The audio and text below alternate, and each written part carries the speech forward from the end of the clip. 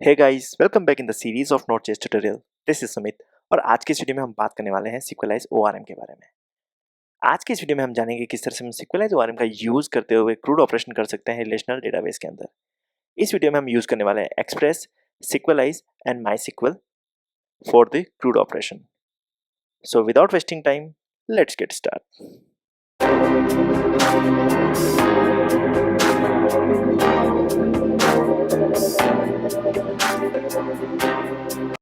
So this is the official website of Sequelize ORM, sequelize.org।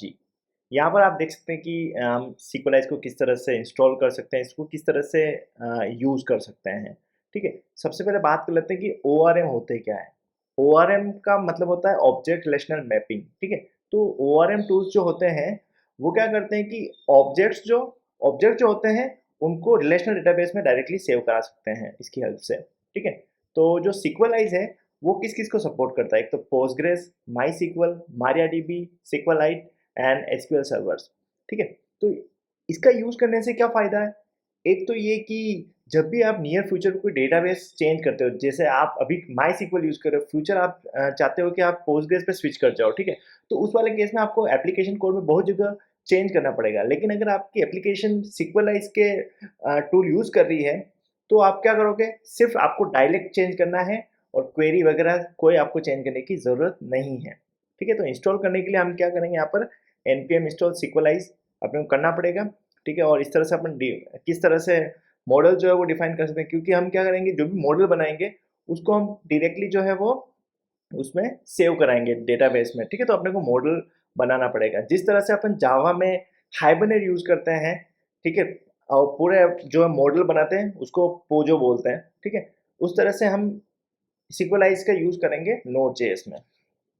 तो चलते हैं VS code में और सबसे पहले हम क्या करते हैं कि एक एम्प्टी डायरेक्टरी, प्रोजेक्ट डायरेक्टरी जो है वो अपन बना लेते हैं। ठीक है, तो मैं यहाँ पर mkdir कर रहा हूँ एक्सप्रेस, क्योंकि हम एक्सप्रेस फ्रेमवर्क का यूज करें तो मैं इसका नाम इस तरह से लिख रहा हूँ एक्सप्रेस हाइफन सिक्वलाइज। ठीक है, अब cd कर लेते हैं। अब हम क्या करेंगे कि npm init कर लेते हैं हाइफन y से, तो अपने पास एक पैकेज जेसन जो है वो क्रिएट हो जाएगी। यहाँ पर आप देख सकते हैं। ठीक है, अब हम दो चार डिपेंडेंसीज जो है वो इंस्टॉल कर लेते हैं। सबसे पहले हम इंस्टॉल करते हैं एक्सप्रेस। ठीक है, फिर हम इंस्टॉल करते हैं माई सिक्वल टू, क्योंकि हम माई सिक्वल पे काम करना चाहते हैं इसलिए माई सिक्वल टू इंस्टॉल कर रहा हूँ यहाँ पर। ये माई सिक्वल टू है जो है वो एक कनेक्टर है माई सिक्वल के लिए। फिर मैं इंस्टॉल कर लेता हूँ सिक्वलाइज। ठीक है, और मैं एक और डिपेंडेंसी यूज कर रहा हूँ बॉडी पार्सर, जो कि एक मिडलवेयर होता है एक्सप्रेस का। एक्सप्रेस में जो इनकम एचटीटीपी रिक्वेस्ट होती है उसको पार्स करने के लिए। ठीक है, तो ये चार इंस्टॉल हो रहा है, Express, MySQL two, Sequelize and body parser.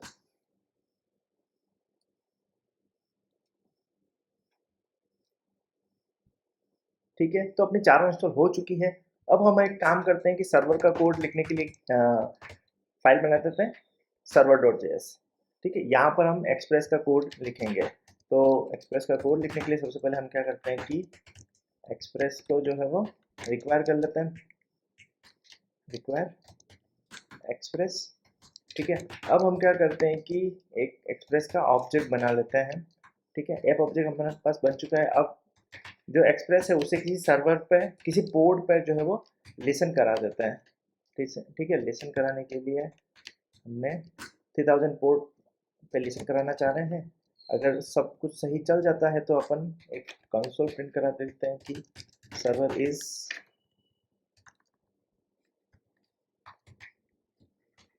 Running on port 3000। ठीक है, और एक टेस्टिंग पर्पस एक स्लैश पर हम क्या करते हैं कि कुछ एक रेस्पॉन्स सेंड कर देते हैं।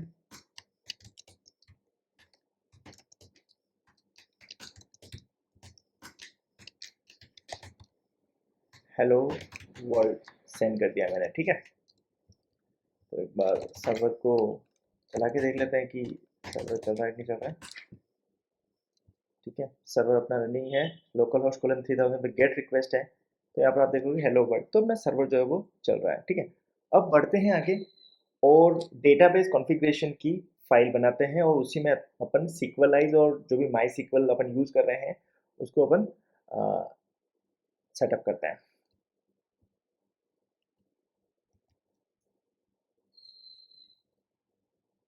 तो इसके लिए मैं क्या करता हूँ कि एक फाइल बना देता हूँ टच db.config.js।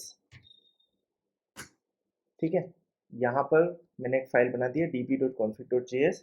अब db.config.js में अपन क्या करेंगे, सबसे पहले हम क्या करते हैं कि सिक्वलाइज जो है उसको रिक्वायर कर लेता है।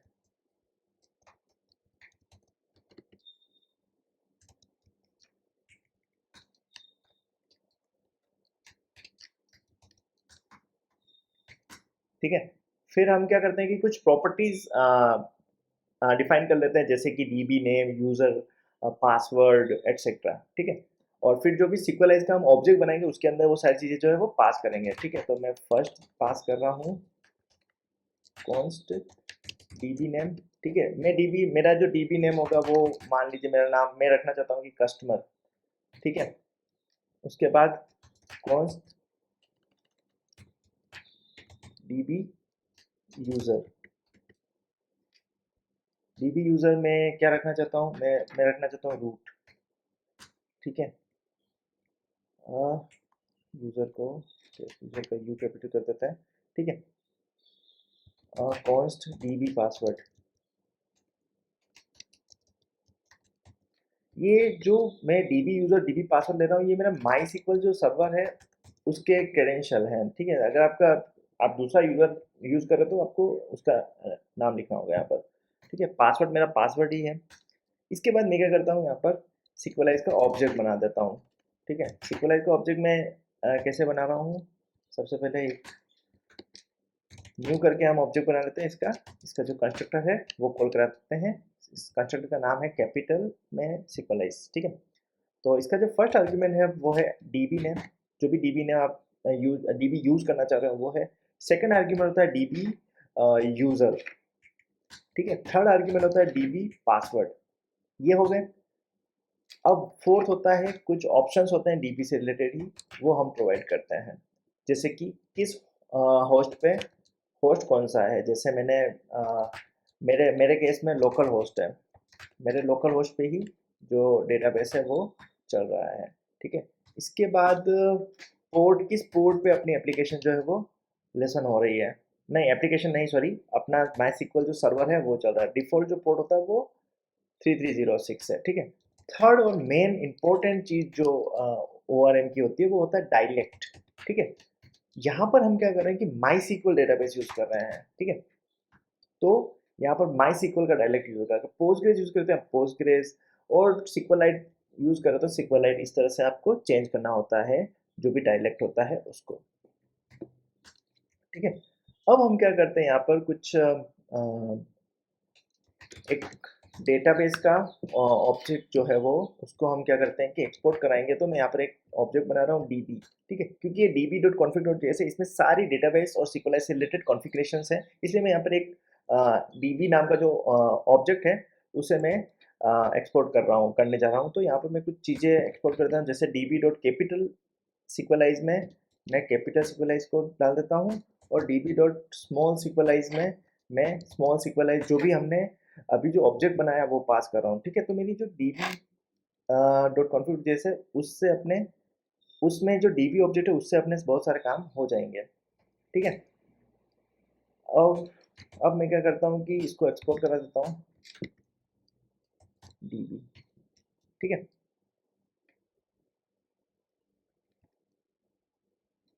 अब हम बढ़ते हैं आगे और बना देते हैं एक मॉडल बनाते हैं। ठीक है, तो जैसा कि मैंने बताया कि यहाँ पर अपने कस्टमर जो है उस पर काम करना चाह रहे हैं। ठीक है, तो कस्टमर के लिए डेटा टाइप किस तरह से हम स्कीमा डिफाइन कर सकते हैं वो हम करते हैं। ठीक है, तो यहाँ पर एक फाइल बना देते हैं अपन, customer dot model dot JS करके फाइल बना देते हैं।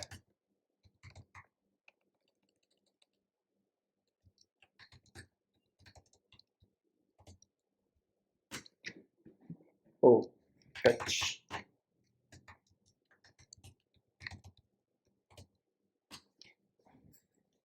ठीक है, तो यहाँ पर हमारी जो है customer dot model dot JS file ready हो चुकी है। ओपन करते हैं यहाँ पर।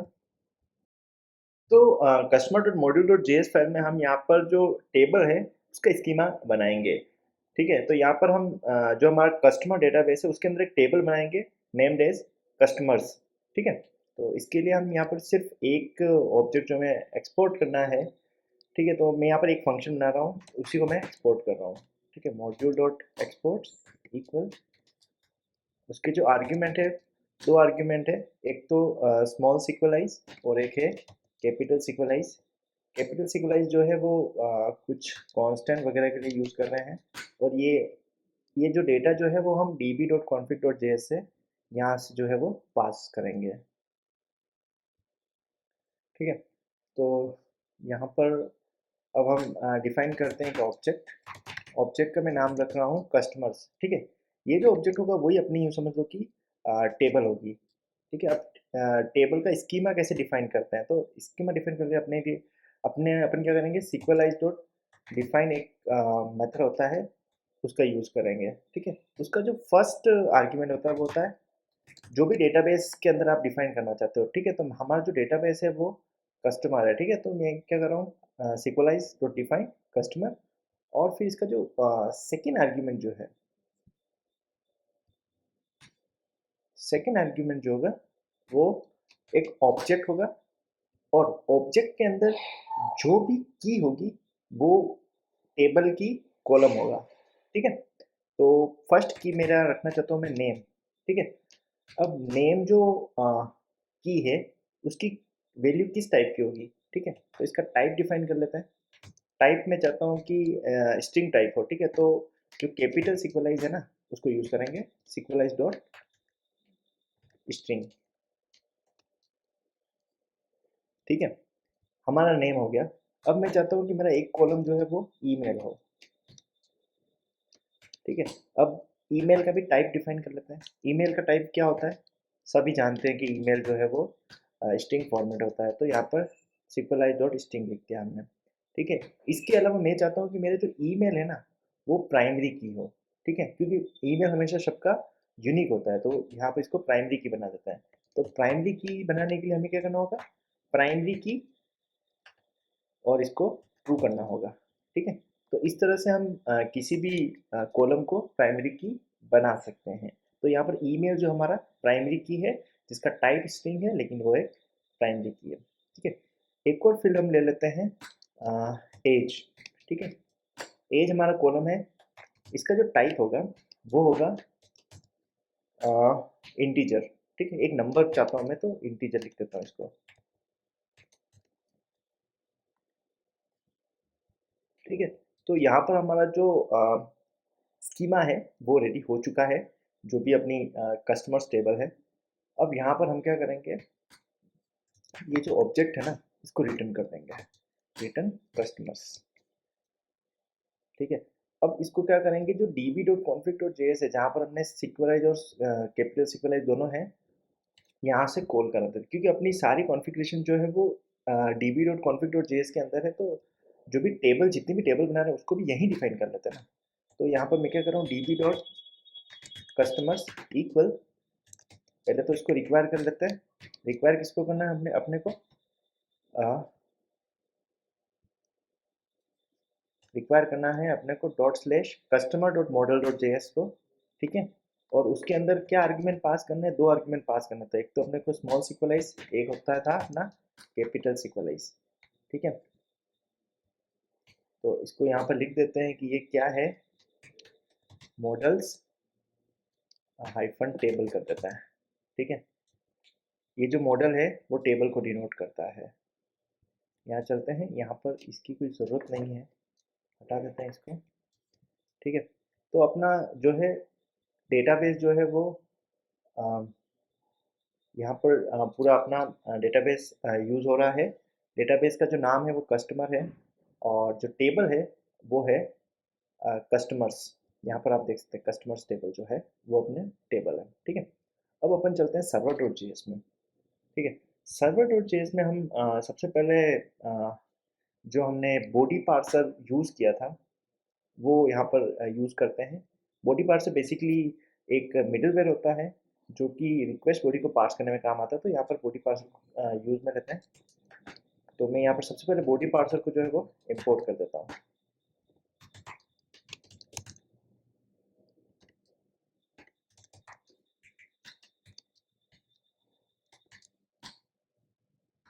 ठीक है, अब मैं चाहता हूँ कि मैं इस बॉडी पार्सर को मैं किस तरह से यूज़ करूँ। तो मैं यहाँ पर जब भी मिडलवेयर को यूज़ करना है तो आपको ऐप डॉट यूज़ करना होता है। ठीक है, तो मैं चाहता हूँ कि मेरी जितनी भी बॉडी है मैं जेसन बॉडी के अंदर से, एप्लीकेशन जेसन के अंदर से रीड करूँगा। तो मैं यहाँ पर लिख दिया बॉडी पार्सर डॉट जेसन, ठीक है, और मेथड कॉल करा दिया। अब यहाँ पर एक काम करते हैं कि अपन यहाँ पर डीबी का इंस्टेंस जो है ले आते हैं। तो डीबी का इंस्टेंस कैसे लाएंगे, रिक्वायर करेंगे ./db.config2.js को। ठीक है, यहाँ पर जब भी हम रिक्वायर कर लेंगे तो यहाँ पर हमने क्या एक्सपोर्ट कर रखा है, डीबी एक्सपोर्ट कर रहा है। तो हमारे पास डीबी एक्सपोर्ट के अंदर क्या क्या एक्सपोर्ट हो रहा है, तो सिक्वलाइज, स्मॉल सिक्वलाइज और कस्टमर्स, ये तीनों के तीनों जो है वो अपने पास एक्सपोर्ट होके आ रहे हैं और यहाँ पर अपने डीबी के अंदर आ रहे हैं। ठीक है, अब हम करते हैं कि एक मेथड का यूज़ करेंगे जो कि क्या करता है कि टेबल क्रिएशन के काम आता है और कोई भी डेटा जो है उसको डेटाबेस के साथ सिंक्रोनाइज रखता है। ठीक है, तो एक मेथड है db.sequelize। तो अपने पास सिक्वलाइज जो हमने सेट किया है वही है .sync। ये मेथड अपने को यूज करना है। ठीक है, ये मेथड क्या करेगा कि जो भी टेबल है वो अगर नहीं होगी तो बना देगा। ठीक है,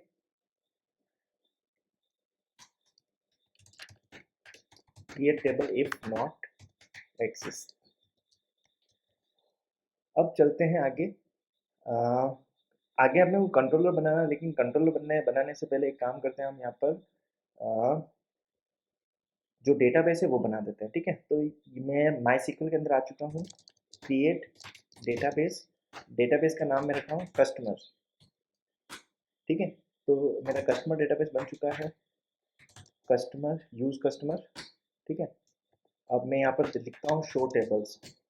तो जब मैं यहाँ पर शो टेबल्स लिखूंगा तो कोई भी टेबल नहीं है। ठीक है, एक बार हम क्या करते हैं कि अपना जो नोड का जो सर्वर है, एक्सप्रेस का सर्वर, उसको स्टार्ट करते हैं। जब भी हम इस एक्सप्रेस को स्टार्ट करेंगे नोड सर्वर डॉट जेएस, तो यहाँ पर आप देखोगे सिक्वलाइज ने ऑटोमेटिकली टेबल जो है वो बना दी। यहाँ पर आप देखोगे create table if not exist customers, जो अपन ने स्कीमा डिफाइन किया था, नेम, ईमेल और एज। नेम जो था अपना स्ट्रिंग में था, वारकेर। ठीक है, और ईमेल जो था वो भी स्ट्रिंग में था, यहाँ पे वेरकेर। और एज जो अपना इंटीजर में दिया था, इंटीजर में यहाँ पर क्रिएट हो चुका है। ठीक है, एक बार देख लेते हैं कि टेबल बनी है कि नहीं। तो यहाँ पर फिर से मैं शो टेबल्स करूँगा, तो यहाँ पर आप देखोगे कि एम्प्टी जो टेबल जो है वो बन चुकी है। तो यहाँ पर एक बार सर्च करते हैं, सर स्टार्ट फ्रॉम कस्टमर्स, अभी कोई भी डेटा नहीं है। ठीक है, अब बढ़ते हैं आगे और इस जो एप्लीकेशन है इसके लिए कंट्रोलर्स डिफाइन करते हैं। ठीक है, तो मैं इसको बंद कर रहा हूँ सर्वर को और कंट्रोलर्स बनाते हैं। ठीक है, अब कंट्रोलर्स में क्या होगा, बेसिकली कंट्रोलर्स क्या काम आएंगे, कंट्रोलर्स जो होंगे वो जो भी अपन एपीआई कॉल होगी उसके कोरस्पॉन्डिंग फंक्शन और एपीआई जो है वो कॉल होगी। ठीक है, तो यहाँ पर कंट्रोलर्स बनाते हैं। कंट्रोलर्स के लिए हम एक फाइल बनाते हैं, टच करके फाइल का नाम मैं रख रहा हूँ customer dot controller dot J S, customer dot controller dot J S. ठीक है, ये फाइल हमारी बन चुकी है। यहाँ पर हम कुछ मेथड्स बनाएंगे जो कि हेल्पर मेथड्स होंगे उस एपीआई के कोरस्पॉन्डिंग। ठीक है, तो सबसे पहले कुछ चीज़ें हम यहाँ पर एक्सपोर्ट कर लेते हैं, जैसे कि हमें जो डीबी है, डीबी के इंस्टेंस की ज़रूरत होगी तो उसको रिक्वायर कर लेते हैं यहाँ पर ./db.config.js। ठीक है, उसके बाद हम एक काम करते हैं, जो अपना कस्टमर जो है मॉडल, उसको भी अपने को यूज़ में लेना होगा। ठीक है, कहीं ना कहीं। तो यहाँ पर कस्टमर मॉडल कहाँ से आ रहे हैं, क्योंकि अपने डीबी डॉट कस्टमर्स में कस्टमर मॉडल सेव कर रखा है, तो यहाँ पर हमने सेव करके रख दिया। अब कुछ मेथड बना देते हैं, जैसे एक मेथड बना देते हैं फंक्शन क्रिएट कस्टमर। ठीक है, ये क्या करेगा, दो आर्ग्यूमेंट लेगा, रिक्वेस्ट और रेस्पॉन्स। ये जो भी रिक्वेस्ट और रेस्पॉन्स है वो अपन सर्वर डॉट जेएस से कंट्रोलर में पास करा देंगे। ठीक है, एक और बना देते हैं फंक्शन। एक तो क्रिएट एपीआई हो गई है, ठीक है। फिर अपनी सेकंड एपीआई अपन बनाते हैं फाइंड ऑल कस्टमर्स, ठीक है। रिक्वेस्ट और रिस्पॉन्स पास करा देता है, ठीक है। थर्ड अपन बनाते हैं फाइंड कस्टमर बाय ईमेल, ठीक है। क्योंकि हमारी प्राइमरी की ईमेल है तो हम चाहते हैं कि एक एपीआई ऐसी बनाए जिसमें एक ही कस्टमर का डेटा चाहिए, तो किस तरह से बनाए, तो ये वाली एपीआई इस तरह से बना यूज में आ जाएगी। फिर अपन बनाते हैं एक एपीआई अपडेट कस्टमर की फंक्शन अपडेट कस्टमर। इसका जो लॉजिक है वो अपन बाद में लिखेंगे, ठीक है। एक बार इसके प्रोटोटाइप जो बना देते हैं अपन क्या क्या बनाने वाले हैं इस वीडियो के अंदर। और एक और मैं लास्ट बना रहा हूँ वो डिलीट कस्टमर, ठीक है। अब डिलीट कस्टमर भी अपन किस बेसिस पे करेंगे, ईमेल आईडी के बेसिस पे अपन कर सकते हैं, क्योंकि ईमेल आईडी अपनी प्राइमरी की है, ठीक है। तो एक बार इसके अंदर एक्सपोर्ट करा देते हैं। ये जो भी चार चार पांच जो मेथड लिखे हैं इनको अपन एक्सपोर्ट करा देते हैं, ठीक है। फर्स्ट था अपना क्रिएट कस्टमर जो कि क्रिएट एपीआई में यूज होगी। दूसरा है फाइंड ऑल कस्टमर्स, सारे कस्टमर्स को फेच करने में। थर्ड है फाइंड कस्टमर बाय आईडी, किसी एक स्पेसिफिक कस्टमर का फेच डेटा फेच करने के लिए। चौथी है बना दी अपडेट कस्टमर, डेटा को अपडेट करने के लिए। और पांचवी जो एपीआई है डिलीट कस्टमर, जो कि किसी कस्टमर का डेटा डिलीट करने के लिए, ठीक है। अब चलते हैं फिर से अपने सर्वर डॉट जेएस में, ठीक है। यहाँ पर अब हम एपीआई जो है वो बनाते हैं, ठीक है। ये स्लैश पे तो वैसे भी अपन कुछ काम कर नहीं रहे हैं, ठीक है। इसको तो रहने देते हैं। ऐप डॉट सबसे पहले एक एपीआई बनाते हैं क्रिएट न्यू कस्टमर की एपीआई, ठीक है। Create a new customer. तो हम यहाँ पर क्रिएट न्यू कस्टमर के लिए पोस्ट एपीआई बनाने वाले हैं ऐप डॉट पोस्ट, ठीक है। इसका एंड पॉइंट डिफाइन कर लेते हैं यहाँ पर। तो मैं एंड पॉइंट इस तरह से बना रहा हूँ कस्टमर्स स्लैश न्यू, ठीक है। ये अपना एपीआई का एंड पॉइंट हो गया, ठीक है। और सेकंड आर्ग्यूमेंट आप सभी को पता है कि एक कॉल बैक फंक्शन होता है जिसमें रिक्वेस्ट और रेस्पॉन्स ऑब्जेक्ट पास होता है। अब यहाँ पर हम क्या करेंगे, ये रिक्वेस्ट रेस्पॉन्स जो है वो कंट्रोलर के अंदर जो अपन ने मेथड बनाया है क्रिएट कस्टमर को यहाँ पर पास करेंगे, ठीक है। तो इसके लिए सबसे पहले हम क्या कर लेते हैं कि जो कंट्रोलर है उसको रिक्वायर कर लेता है, मतलब इंपोर्ट कर लेता है, ठीक है। Const controller equal require dot dot slash customer dot controller, ठीक है। अब यहाँ पर कंट्रोलर को हमने मॉड्यूल को रिक्वायर कर चुके हैं, तो module dot controller dot create customer, इसके अंदर रिक्वेस्ट और रेस्पॉन्स को हमने पास कर दिया है, ठीक है। अब जो एक्चुअल लॉजिक है उसको हम लिखते हैं कंट्रोलर फाइल के अंदर, ठीक है। तो सबसे पहले हम देखते हैं कि जो रिक्वेस्ट इनकमिंग रिक्वेस्ट ऑब्जेक्ट है उसकी बॉडी के अंदर नेम ईमेल या एज नहीं होता है तो हमें क्या रिस्पॉन्स सेंड करना है, ठीक है। तो यहाँ पर एक लिख लेते हैं if not request dot body dot name और not request dot body dot email, क्योंकि अपने को सर्वर साइड वैलिडेशन भी करना है। Not request dot body dot age, ठीक है। तो ये अपना सर्वर साइड वैलिडेशन का काम करेगा।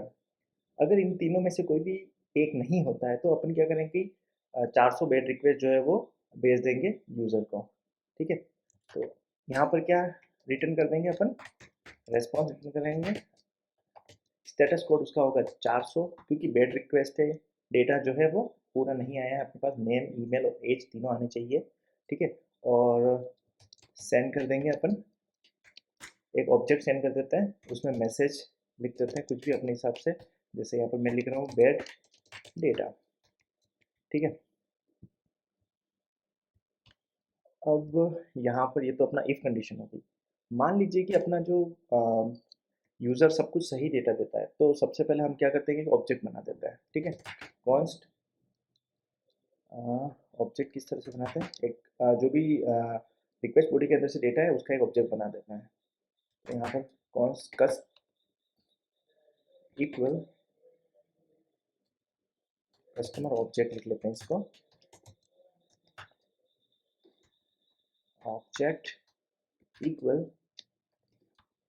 ठीक है। पहला तो होगा नेम, नेम क्या, नेम में क्या लिखेंगे, request dot body dot name, ठीक है। फिर होगा अपना ईमेल, ईमेल के अंदर क्या लिखेंगे, request dot body dot email, ठीक है। थर्ड होगा अपना एज, उसके अंदर क्या जाएगा, request dot body dot age, ठीक है। ये अपना कस्टमर ऑब्जेक्ट बन चुका है। अब इस ऑब्जेक्ट को हम डीबी में कैसे सेव कराएंगे, ठीक है। यहाँ पर अब हमें सिक्वलाइज का यूज़ करना है। तो सिक्वलाइज में क्या होता है कि एक मेथड होता है मॉडल डॉट सिक्वलाइज, मॉडल अपना यहाँ पर क्या है, कस्टमर मॉडल है, ठीक है। तो इसको यूज़ करेंगे कस्टमर डॉट क्रिएट, ठीक है। इससे क्या होगा, कस्टमर डॉट क्रिएट से, मॉडल डॉट क्रिएट से जो भी डेटा है वो डीबी में सेव होगा, ठीक है। एक क्रिएट एपीआई के लिए अपने यहाँ पर क्रिएट यूज़ कर रहे हैं, ठीक है। इसका जो फर्स्ट आर्ग्यूमेंट है वो क्या होगा, वो होगा जिस भी ऑब्जेक्ट को आप डीबी में सेव करना चाहते हो, ठीक है। क्योंकि ये ऑब्जेक्ट जो है वो मेरा स्कीमा के कंपेटिबल है। आप मॉडल को देख रहे हो तो यहाँ पर तीन चीज़ें, नेम ईमेल एज, ठीक है। और अपना जो ऑब्जेक्ट है उसके अंदर भी तीन चीज़ें हैं, नेम ईमेल और एज, ठीक है। तो ये अपना डेटा जो है वो सेव हो चुका है। क्योंकि ये एपीआई जो है वो एक प्रॉमिस रिटर्न करती है, तो प्रॉमिस को हमें रिजॉल्व करना होगा। तो यहाँ पर हम देन यूज़ करेंगे, ठीक है। देन यहाँ पर क्या होगा, देन में कुछ भी डेटा आएगा, ठीक है। उस डेटा को हम क्या करेंगे कि रेस्पॉन्स में सेंड कर देंगे, रेस्पॉन्स डॉट सेंड, ठीक है। जो भी डेटा है उसे सेंड कर दिया, ठीक है। अब यहाँ पर देन देन के साथ अपने को कैच भी यूज़ करना चाहिए, क्योंकि कुछ एक्सेप्शन भी आ सकती है, ठीक है। तो एक्सेप्शन एक्सेप्शन के लिए हम क्या करेंगे, यहाँ पर एरर जो है वो देखेंगे क्या एरर आ रही है, ठीक है। यहाँ पर मैं क्या कर रहा हूँ कि जो भी एरर आ रही है उसे मैं रेस्पॉन्स में ही सेंड कर रहा हूँ, ठीक है। विद स्टेटस 500, यहाँ पर गलत लिख दिया मैंने, स्टेटस 500 और डॉट सेंड, और जो भी एरर आ रही है मैं उसको एरर को सेंड कर रहा हूँ, ठीक है। वैसे तो एरर को आपको हैंडल करना चाहिए, लेकिन यहाँ पर एज ए डेमो पर्पज़ में यहाँ पर सेंड कर रहा हूँ, ठीक है। तो अपना बन चुका है यहाँ पर। अब क्या करते हैं कि सर्वर को स्टार्ट करते हैं, ठीक है। सर्वर को जैसे ही मैंने स्टार्ट किया, ठीक है, पोस्टमैन में चलते हैं। पोस्टमैन में local host colon 3000 slash customers slash new पे अपने को क्या करना है, पोस्ट एपीआई बनानी है, ठीक है। यहाँ पर बॉडी के अंदर अपने को कुछ डेटा पास करना है। बॉडी अपने क्या यूज़ कर रहे हैं, जेसन बॉडी के अंदर से डेटा रीड कर रहे हैं, ठीक है। तो यहाँ पर जेसन बॉडी के अंदर से डेटा में क्या जाना चाहिए, एक तो नेम जाना चाहिए, ठीक है। नेम में दे रहा हूँ, नेम सुमित दे दिया मैंने, ठीक है। अब मैं दे रहा हूँ ईमेल, ठीक है। ईमेल में देता हूँ जैसे कि दे देता है sumit@google.com, ठीक है। और मैं देता हूँ एक एज, ठीक है। ये तीनों फील्ड ही हम देना चाहते हैं, तो एज में देता हूँ 27। इसको एक बार डीबी में देख लेते हैं, डेटा तो नहीं है, डीबी में कोई भी डेटा नहीं है, ठीक है। अब हम इसको फायर करते हैं। तो यहाँ पर आप देखोगे कि रेस्ट एपीआई में जो रिस्पॉन्स दिया 200 ओके, और यहाँ पर जो भी डेटा डीबी में सेव हुआ है वो अपने पास रिटर्न होके आ चुका है, ठीक है। एक बार डीबी में चल के चेक करते हैं कि डेटा सेव हुआ है कि नहीं हुआ है। सेलेक्ट स्टार फ्रॉम कस्टमर करेंगे तो यहाँ पर डेटा जो है वो सेव हो चुका है, ठीक है। अब हम क्या करते हैं कि एक और डेटा सेव करते हैं, ठीक है। इसका नाम होता है फू फू, और एज कर देते हैं इसकी 28, इसको सेव करते हैं, ठीक है। तो डेटा जो है वो सेव हो चुका है। एक बार डीबी में चल के देखते हैं, यहाँ पर दो एंट्री आ चुकी है, एक तो फू एक सुमित, ठीक है। एक और काम करते हैं, जैसे यहाँ पर बार अगर मैं कुछ डेटा नहीं दूँ, जैसे ईमेल दूँ ही नहीं, ठीक है, तो क्या करेगा ये, इस वाले केस में क्या होगा, इसको 400 बेड रिक्वेस्ट रिटर्न करना होगा। तो यहाँ पर इसने रिटर्न भी किया है, जो भी अपन ने मैसेज में लिखा था बेड डेटा, तो यहाँ पर आया है, क्योंकि हमने क्या किया, ईमेल सेंड नहीं किया। यहाँ पर आप देखोगे जब भी नेम ईमेल और एज तीनों में से कोई एक चीज़ नहीं होती तो हम रिस्पॉन्स स्टेटस 400 सेंड कर रहे हैं और विद मैसेज बेड डेटा। तो यहाँ पर अपने पास अपने साथ ऐसे ही हुआ है, अपने जो है ईमेल सेंड नहीं किया था। यहाँ पर मैं फिर से इसको सेव करता हूँ। अब मैं एक काम करता हूँ कि foo@google.com और नेम फू और एज 28 फिर से सेंड करता हूँ, क्योंकि ये ऑलरेडी अपने डेटाबेस में अवेलेबल है, ठीक है, तो फिर से सेव होता है कि तो चेक कर लेते हैं, ठीक है। क्योंकि अपने प्राइमरी की जो है ईमेल पे रख के, और ये प्राइमरी की ऑलरेडी सेव है, तो ये एक्सेप्शन मतलब जो एरर है वो थ्रो करेगा, ठीक है। तो यहाँ पर देखते हैं, तो यहाँ पर देखिए अपने पास एरर आ चुकी है, जो भी अपन ने रेस्पॉन्स में सेंड करी थी। प्राइमरी मस्ट बी यूनिक, क्योंकि प्राइमरी की जो है वो अपनी ईमेल है वो ऑलरेडी सेव है, इसलिए यहाँ पर यूनिक की वायलेशन का अपने पास एरर आया है, क्योंकि foo@google.com ऑलरेडी प्रेजेंट है, ठीक है। तो इस तरह से हमने यहाँ पर जो एक क्रिएट करने की जो एपीआई है वो बना दी है with help of Sequelize customer dot create, मतलब मॉडल डॉट क्रिएट जो एपीआई है उसकी हेल्प से, ठीक है। तो हमने क्या किया, एक जो जेसन ऑब्जेक्ट था उसको रिलेशनल डेटाबेस में सेव कराया था। अब आगे बढ़ते हैं और हम अ, जो फैच करने की एपीआई है वो बनाते हैं, एक गेट एपीआई बनाएंगे जिसमें अपन कस्टमर का सारा डेटा फैच करेंगे।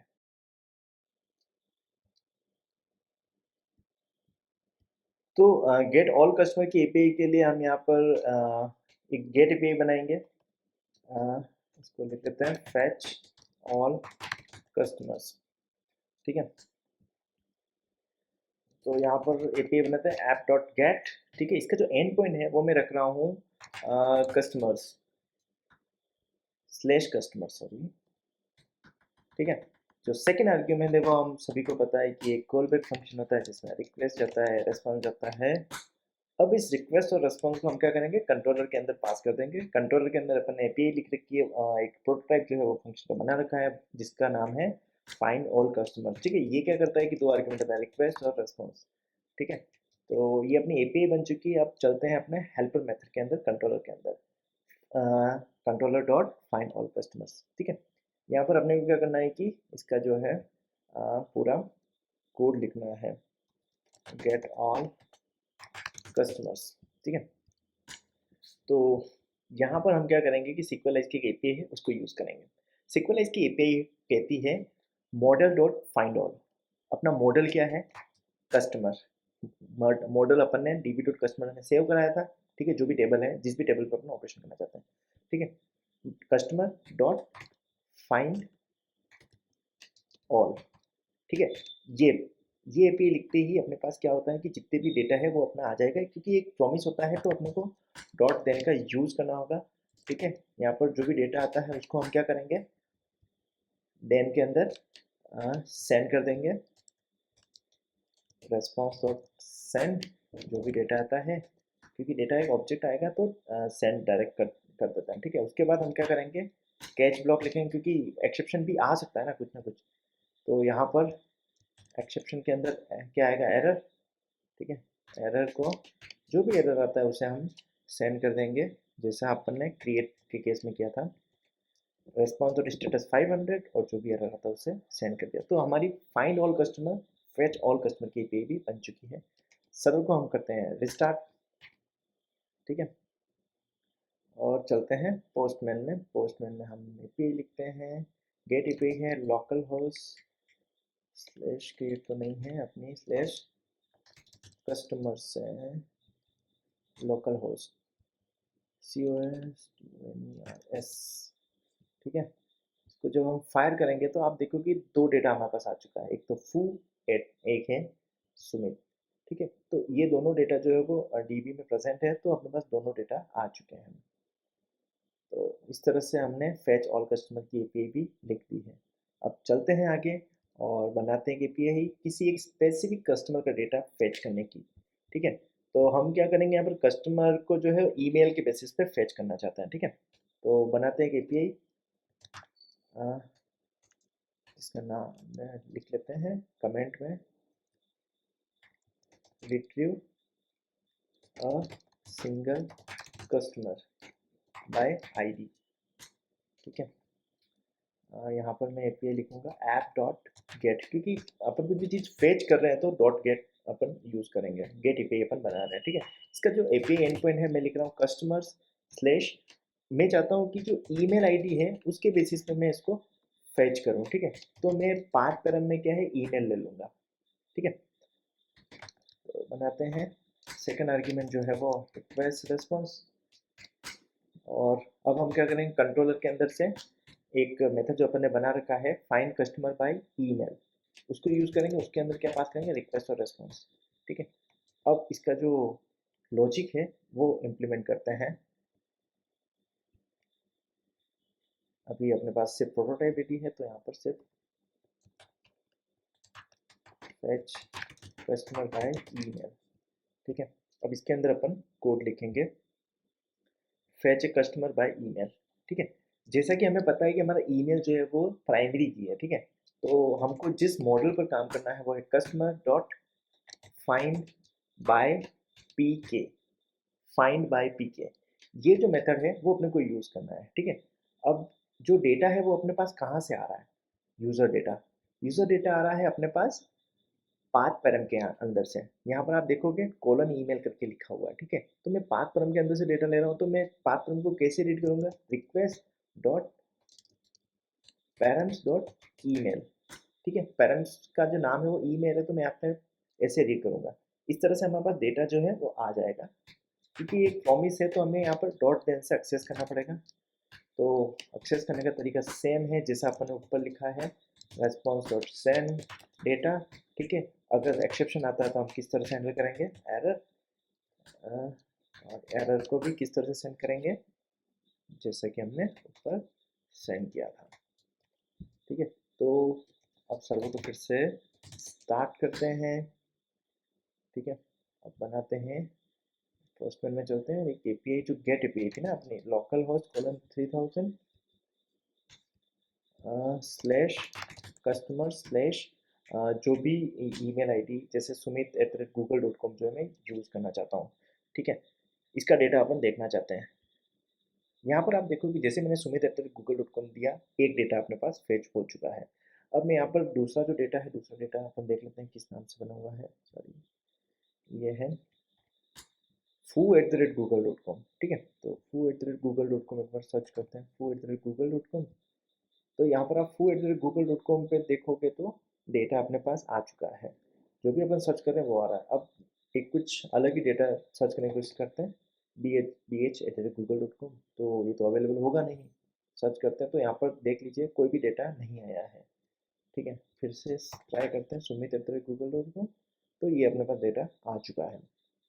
ठीक है, अब बढ़ते हैं आगे और बनाते हैं एपीआई अपडेट कस्टमर की। ठीक है, अपने क्रिएट कर दिया है, गेट कर दिया है डेटा, अब अपडेट और डिलीट की एपीआई अपन लिखेंगे। ठीक है, सबसे पहले चलते हैं अपन अपने server.js फाइल में, यहाँ पर एपीआई लिख देते हैं। फिर एपीआई को अपन एपीआई का जो भी डेटा होगा वो अपन हेल्पर मेथड में, कंट्रोलर में पास कर देंगे। ठीक है, तो यहाँ पर अब अपन अपडेट कस्टमर की एपीआई लिखते हैं, अपडेट कस्टमर। ठीक है, तो जब भी हम अपडेट एपीआई बना रहे हैं तो हमें पुट एपीआई बनानी चाहिए। ठीक है, तो मैं यहाँ पर ऐप डॉट पुट यूज़ कर रहा हूँ। ठीक है, जो एपीआई एंड पॉइंट है उसका नाम मैं रख रहा हूँ स्लैश कस्टमर स्लैश अपडेट। ठीक है,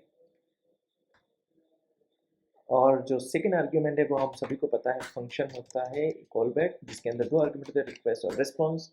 और अब इस रिक्वेस्ट और रेस्पॉन्स को हम कंट्रोलर के अंदर अपडेट की जो मेथड बना रखा था, अपन ने फंक्शन बना रखा था, उसके अंदर पास करते हैं। ठीक है, रिक्वेस्ट और रेस्पॉन्स को पास करते हैं, कंट्रोलर के अंदर चलते हैं, अपडेट कस्टमर के अंदर। यहाँ पर हमने प्रोटोटाइप ऑलरेडी बना दिया है, तो अब अपने को सिर्फ जो लॉजिक है वो इम्प्लीमेंट करना है। ठीक है, और अपन अपडेट करेंगे तो क्या करेंगे, जो भी डेटा होगा उसको एक बार से रीड कर लेते हैं। ठीक है, तो यहाँ पर क्या करते हैं, कॉन्स्ट न्यू डेटा बना देते हैं, एक ऑब्जेक्ट बना देते हैं। ठीक है, सो ऑब्जेक्ट में डेटा कहाँ से आएगा अपने पास, डेटा आएगा अपने पास दो तीन डेटा होंगे। एक तो नेम होगा, नेम कहाँ से आएगा, request dot body dot name. ठीक है, एक होगा email, request dot body dot email. और तीसरा होगा age, request dot body dot age. ठीक है, ये तीनों डेटा हो गया, ये अपना न्यू डेटा जो भी अपन सेव करना चाहते हैं। ठीक है, अब हम एक एपीआई बनाएंगे अपडेट करने की। तो एक एपीआई ऑलरेडी प्रोवाइड कर रखी है सिक्वलाइज ने, वो है मॉडल डॉट अपडेट। मॉडल अपना क्या है, कस्टमर डॉट अपडेट। ठीक है, इसके दो तीन आर्ग्यूमेंट है। अब क्या है, पहले तो वो डेटा जिसको आपको सेव करना है डीबी में, ये अपना न्यू डेटा चला गया। अब ये डेटा हमें कहाँ पर रिप्लेस करना है, ठीक है, हमें रिप्लेस करना है जहाँ पर ईमेल आईडी जो है, जो भी रिक्वेस्ट बॉडी में आई है वो वहाँ पर अपने को रिप्लेस करना है, ठीक है। तो अपने को इसको इस तरह से लिखना होगा, वेयर के अंदर, ठीक है। वेयर के अंदर किस तरह से लिखेंगे हम, मैं यहाँ पर इसको ऐसे बना देता हूँ, एक ऑब्जेक्ट बनाया है, ठीक है, उसके अंदर मैंने लिखा है वेयर, ठीक है, फिर कॉलन, फिर एक और ऑब्जेक्ट बनाया है, ठीक है, उसके अंदर मैंने लिखा है ईमेल जो है वो किसके इक्वल होना चाहिए, रिक्वेस्ट और बॉडी डॉट ईमेल। तो जहाँ पर भी ईमेल आईडी, रिक्वेस्ट बॉडी के अंदर जो ईमेल आईडी है वो आई है, वहाँ पर डेटा जो है वो अपडेट हो जाएगा, ठीक है। तो ये तो अपना हो गया कस्ट मॉडल डॉट अपडेट। अब आगे वो ही सेम डॉट देन में अपन क्या लिखेंगे, अगर डेटा अपडेट हो चुका है सक्सेसफुली तो अपन रेस्पॉन्स डॉट स्टेटस में क्या सेंड कर देंगे, रेस्पॉन्स डॉट सेंड में जो भी अपने को सेंड करना है, जैसे updated data for, update data successfully ऐसे लिख लेता है, फॉर ईमेल, किसके ईमेल पे अपन ने करा है, यहाँ पर request dot body dot email, मतलब इस ईमेल के कोरस्पॉन्डिंग अपन ने डेटा जो है वो अपडेट कर दिया है, ठीक है। अगर कुछ एरर आता है तो अपन क्या करेंगे कि एरर जो है वो ऐसे सेंड कर देंगे, ठीक है। एरर के लिए अपने पास वही है 5 स्टेटस कोड जो है वो 500 हो जाएगा, और जो भी एरर आती है वो अपन इसको सेंड कर देंगे, ठीक है। तो अपने अपडेट की जो एपीआई है वो बन चुकी है, ठीक है। इसको स्टार्ट करके देखते हैं कि अपडेट की एपीआई अपनी वर्किंग है या नहीं, ठीक है। तो सर्वर तो स्टार्ट हो चुका है, यहाँ पर पुट एपीआई बनाते हैं, पुट एपीआई, ठीक है। यहाँ पर कॉपी कर लेता हूँ मैं, स्लैश कस्टमर स्लैश अपडेट, ठीक है। अब मैं बॉडी के अंदर रो के अंदर जेसन डेटा में पास कर रहा हूँ, ठीक है। तो यहाँ पर मैं एक डेटा लेता हूँ, जो फू वाला जो डेटा है उसी को अपन अपडेट करेंगे। पहले एक बार देख लेते हैं कि फू की एज क्या है, ठीक है, अपन एज अपडेट करना चाहते हैं। यहाँ पर फू जो नाम है, नेम फू, उसकी जो एज है वो 28 है, ठीक है। तो इस फू की एज को थोड़ा बढ़ा दे, 30 कर देते हैं, ठीक है। तो यहाँ पर एज मैंने कर दी है 30 और इसको सेंड कर रहा हूँ। तो यहाँ पर आप देखोगे, यहाँ पर क्या लिखा गया, updated data successfully for email foo@google.com। एक बार डीबी में चल के देखते हैं, यहाँ पर सेलेक्ट स्टार फ्रॉम कस्टमर करेंगे तो यहाँ पर फू की डेटा जो है, एज जो है वो 30 आ चुकी है, ठीक है। अब सेम चीज़ अपन क्या करेंगे, गेट ए पेज जो बना रखी है foo@google.com के कॉरस्पॉन्डिंग देखेंगे तो डेटा जो है वो 30 आ चुका है। गेट करेंगे, उसमें भी देखते हैं कि क्या कहता है, तो फू के कॉरस्पॉन्डिंग एज जो है वो 30 आ चुकी है। तो अपनी इस तरह से पुट एपीआई जो है वो बन चुकी है, ठीक है। अपडेट करने की जो एपीआई है। अब बढ़ते हैं आगे और बनाते हैं एक डिलीट करने की एपीआई, ठीक है। डिलीट करने की एपीआई के लिए हम क्या करेंगे, डिलीट कस्टमर बाय ईमेल, ठीक है। तो डिलीट करने के लिए हम ऐप डॉट डिलीट का यूज़ करेंगे। तो डिलीट के लिए सबसे पहले हम एंड पॉइंट जो है वो बना देते हैं। एंड पॉइंट अपन रखना चाहते हैं वही जो ऊपर फॉलो कर रहे हैं, स्लैश कस्टमर्स स्लैश डिलीट, और हम डिलीट किसी आईडी के बेसिस पे डिलीट करना चाहते हैं तो कॉलन ईमेल कर दिया, ठीक है। तो जो भी ईमेल पाथ पर हमें पास होगा उसकी कोरस्पॉन्डिंग हम क्या करेंगे, डेटा जो है वो डिलीट करेंगे। सेकंड आर्गुमेंट जो है रिक्वेस्ट और रेस्पॉन्स होता है, और इस रिक्वेस्ट और रेस्पॉन्स को हम क्या करेंगे, कंट्रोलर के अंदर अपन ने मेथड बना रखा था, प्रोटोटाइप मेथड, ठीक है। डिलीट कस्टमर के अंदर पास कर देंगे रिक्वेस्ट और रेस्पॉन्स को, ठीक है। डिलीट कस्टमर के यहाँ चलते हैं। अब इसके यहाँ पर अपन डिलीट कस्टमर के अंदर कोड लॉजिक अपन लिखेंगे, डिलीट कस्टमर बाय आईडी, ठीक है। तो इसके लिए जो सिक्वलाइज है उसके अंदर एक मेथड अवेलेबल है, वो है डिस्ट्रॉय, मॉडल डॉट डिस्ट्रॉय। तो यहाँ पर अपना customer model dot destroy, destroy, ठीक है। इसके अंदर अपने को क्या करना है कि सिर्फ एक क्वेरी पास करने की, किस डेटा को अपने को डिलीट करना है, ठीक है। तो जैसा कि अपन ने अभी अपडेट के टाइम पे बनाया था वेयर, उसी तरह से अभी बनाना है अपने को वेयर, वेयर एक और object email is equal to request dot body dot email, ठीक है। जहाँ पर ईमेल रिक्वेस्ट बॉडी के अंदर जो ईमेल है उसके बराबर होगा तो डेटा जो है वो डिलीट हो जाएगा उसके कॉरस्पॉन्डिंग। ठीक है।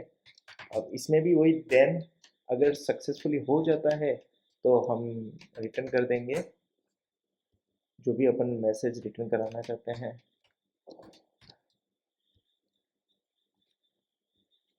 रिस्पॉन्स डॉट सेंड के अंदर मैं लिख देता हूँ डिलीटेड डेटा सक्सेसफुली और ईमेल किस ईमेल के अपन डिलीट कर रहे हैं, जो भी request dot body dot oh actually request और बॉडी के अंदर से नहीं ले रहे हैं अपन ईमेल, अभी जो है वो पाथ पैरम के अंदर से ले रहे हैं ना, तो यहाँ पर रिक्वेस्ट डॉट पैरम्स और यहाँ पर भी रिक्वेस्ट डॉट पैरम्स करेंगे। ठीक है। क्योंकि अपडेट वाली एपीआई में अपन ने क्या किया, बॉडी से ईमेल रीड किया था और डिलीट कस्टमर वाली जो एपीआई है उसमें अपन पाथ पैरम में से रीड कर रहा था। यहाँ पर request dot params dot email ऐसे लिखेंगे। ठीक है। और अगर कुछ एक्सेप्शन आता है तो इस एक्सेप्शन के केस में हम क्या करेंगे, वही डॉट कैच और जो भी रहा था उसको सेंड कर देंगे। एक बार वेरीफाई कर देते हैं हमने ईमेल से ही लिया है ना। ठीक है। तो सर्वर को रिस्टार्ट करते हैं और सबसे पहले हम देख लेते हैं डेटा कितना पड़ा है। 2 डेटा पड़ा हुआ है, फू और सुमित। तो अपन सबसे पहले फू नाम का जो है उसकी एंट्री को डिलीट करेंगे। ठीक है। यहाँ पर डिलीट ईपी बना देते हैं local host colon 3000 slash customer slash delete. ठीक है। फू @google.com इसको अपन डिलीट करते हैं। ठीक है। जैसे मैं इसको डिलीट करूंगा तो यहाँ पर लिखा हुआ क्या, deleted data successfully for email foo@google.com। ठीक है। चलते हैं डीबी के अंदर, चेक करते हैं कि डेटा है कि नहीं। यहाँ पर आप देखोगे foo@google.com की कॉरस्पॉन्डिंग डेटा जो है वो डिलीट हो चुका है। ठीक है। अब अपन क्या करते हैं कि एक और डेटा जो है वो डिलीट कर देता है, जो sumit@google.com भी डिलीट कर देता है। ठीक है। अब क्या करते हैं कि गेट ऑल वाली एपीआई जो है कस्टमर्स की देखते हैं तो अपने पास कोई भी डेटा नहीं है, एम्प्टी डेटा अपने पास है। डीबी के अंदर भी देखते हैं तो कुछ भी डेटा नहीं है। ठीक है। तो हमने इस वीडियो में हमने क्या क्या किया है एक बार फिर से ओवरव्यू कर देते हैं। ठीक है। तो सबसे पहले हमने क्या किया था कि एक एक्सप्रेस यूज़ किया था, तो हमने एक्सप्रेस का ऑब्जेक्ट बनाया था। ठीक है। ऐप। फिर हमने बॉडी पार्सर यूज़ किया था क्योंकि हमने जेसन डेटा अपन रीड कर रहे हैं बॉडी के अंदर से, तो हमने बॉडी पार्सर डॉट जेसन और ऐप डॉट यूज़ में अपने यूज़ किया था। उसके बाद हमने डीबी की कुछ कॉन्फ़िगरेशन बनाई थी। डीबी कॉन्फ़िगरेशन हमने dB dot config dot JS file में बनाई थी। यहाँ पर हमने क्या किया था, सबसे पहले सिक्वलाइज को रिक्वायर किया था। ठीक है। उसके बाद हमने क्या किया था कि dB name, dB user, dB password, ये 3 चीज़ें बनाई थी। डीबी नेम है अपना कस्टमर, डीबी यूज़र है रूट और डीबी पासवर्ड अपना पासवर्ड। ठीक है। उसके बाद हमने क्या किया था कि जो भी सिक्वलाइज हमने इम्पोर्ट किया था उसका ऑब्जेक्ट बनाया था न्यू सिक्वलाइज करके। इसके अंदर 4 आर्ग्यूमेंट हमने दिए थे। फर्स्ट होता है डीबी नेम, कस्टमर पास किया, डीबी यूज़र रूट और पासवर्ड जो है डीबी पासवर्ड हमने पास किया। उसके बाद हमने जो होस्ट डिफाइन किया था, होस्ट अपना लोकल होस्ट, पोर्ट मेरा जो माई का है वो 3306 और डायलेक्ट में यहाँ पर क्योंकि मैं माई सिक्वल डीबी यूज़ कर रहा हूँ इसलिए माई सिक्वल मैंने लिखा है। तो पोस्ट यूज़ करता हूँ, पोस्ट ग्रेस सिक्वलाइट यूज़ करता हूँ, सिक्वलाइट इस तरह से। ठीक है। तो यहाँ पर फिर मैंने क्या कि एक डीबी ऑब्जेक्ट बनाया। डीबी के अंदर मैंने डीबी ऑब्जेक्ट के अंदर 2 चीज़ें रखी।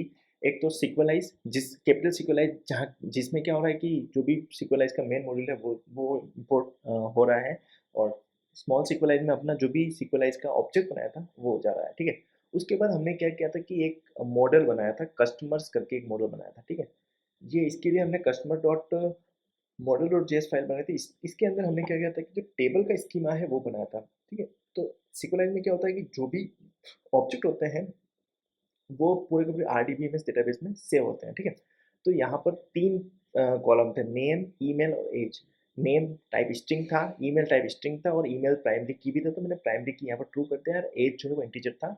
और यहाँ पर मैंने कस्टमर का जो ऑब्जेक्ट है वो रिटर्न करवा दिया है और db.config.js के अंदर मैंने कस्टमर्स के अंदर जो मॉडल है उसको सेव करा दिया और इस डीबी को एक्सपोर्ट करा दिया। तो अपन कहीं पर भी यूज़ करेंगे तो डीबी को यूज़ करेंगे। उसके बाद हमने क्या किया था, server.js फाइल में चले थे हम यहाँ पर हमने db.config.js को रिक्वायर किया। फिर हमने क्या किया, एक एपीआई यूज़ करी डॉट सिंक, वो क्या करती है कि अगर टेबल नहीं बन होता है तो उसको टेबल बना देती है, ठीक है। तो हमने क्या किया था, db.sqlize.sync यूज़ किया था। उसके बाद हमने एक कंट्रोलर बनाया था। कंट्रोलर क्या है, कंट्रोलर एक हेल्पर मेथड है, जहाँ पर कंट्रोलर में हमने 3-4 एक मेथड लिखे थे। फर्स्ट था क्रिएट कस्टमर की एपीआई के लिए, सेकंड था फाइंड ऑल कस्टमर, थर्ड था फाइंड कस्टमर बाय ईमेल, चौथा था अपडेट कस्टमर और पांचवा था डिलीट कस्टमर, ठीक है। सबसे पहले हमने क्रिएट कस्टमर की एपीआई बनाई थी, जो कि एक पोस्ट एपीआई थी, ठीक है, जिसका इनपुट था कस्टमर स्लैश न्यू। इसके अंदर से रिक्वेस्ट और रेस्पॉन्स को हमने कंट्रोलर के अंदर क्रिएट कस्टमर्स के अंदर पास किया था, ठीक है।